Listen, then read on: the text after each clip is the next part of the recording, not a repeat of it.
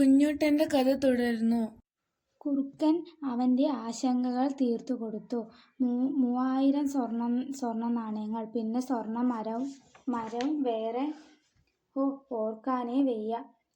ആട്ടെ, എപ്പോഴാ എൻ്റെ സ്വർണ്ണനാണയം മുളച്ച് സ്വർണ്ണമരമായി അതു കായ്ക്കുക? അവന് ക്ഷമകെട്ടു.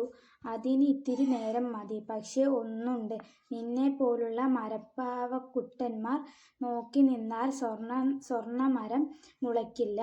അതുകൊണ്ട് നീ വയലിനു അപ്പുറത്തൊന്ന് ചുറ്റി നടന്നിട്ടു വാ. അപ്പോഴേക്കും കായ്ച്ച സ്വർണ്ണമരം കാണാനാവും.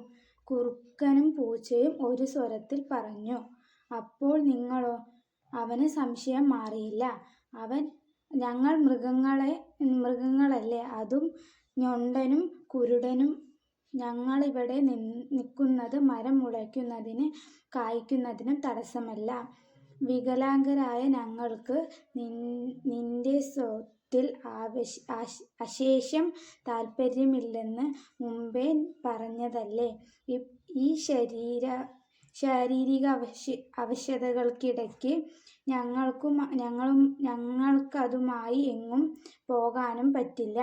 നിന്റെ സ്വർണ്ണമരത്തിൽ നിന്നും നാണയങ്ങൾ ആരെങ്കിലും മോഷ്ടിക്കാൻ വന്നാൽ അവരെ തടയാനും ഞങ്ങൾക്കിവിടെ നിൽക്കേണ്ടത് ആവശ്യമാണ്. നിന്റെ 4 സ്വർണ്ണമരങ്ങളും ഞങ്ങൾ കണ്ണിൻ്റെ കൃഷ്ണമണി പോലെ സൂക്ഷിച്ചോളാം. നീ ധൈര്യമായി പോയി വരൂ.